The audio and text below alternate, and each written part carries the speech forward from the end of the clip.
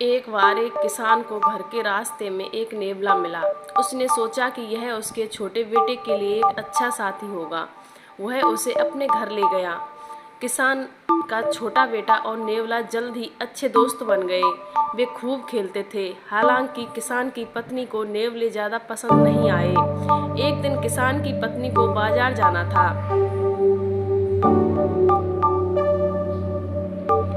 उसने अपने पति से बच्चे की देखभाल करने को कहा।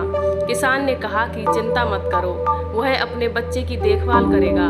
फिर उसकी पत्नी चली गई। जल्द ही किसान को एक साहूकार ने बुलाया।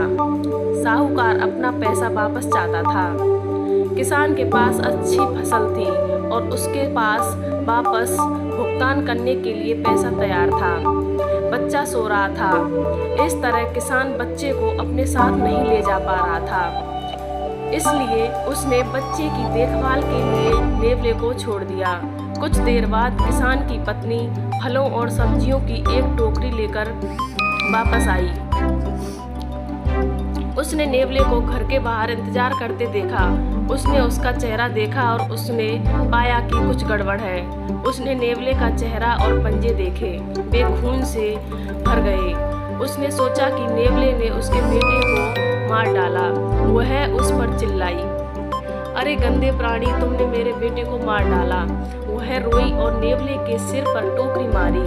वह दौड़कर अपने बेटे की ओर बढ़ी। अपने बेटे की जुल्म देख वह आराम से बैठी, लेकिन उसने देखा कि फर्श पर एक मरा हुआ सांप है।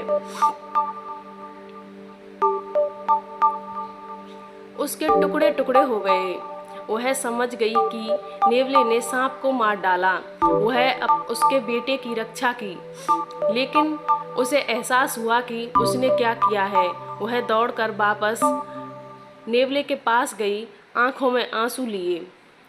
उसने उससे भारी टोकरी उठा ली। वफादार नेवला मर चुका था।